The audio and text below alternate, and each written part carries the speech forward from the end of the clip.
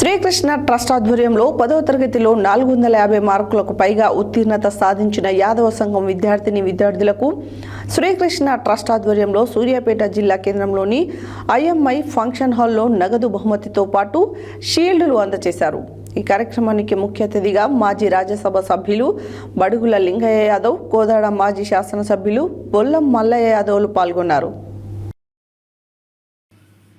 Srikrishna trust ఆధ్వర్యంలో 10వ తరగతిలో 450 మార్కులకు పైగా ఉత్తీర్ణత సాధించిన యాదవ సంఘం విద్యార్థులకు శ్రీకృష్ణ ట్రస్ట్ ఆధ్వర్యంలో సూర్యాపేట జిల్లా కేంద్రంలోని ఐఎంఐ ఫంక్షన్ హాల్లో నగదు బహుమతితో పాటు షీల్డ్లు అందజేశారు.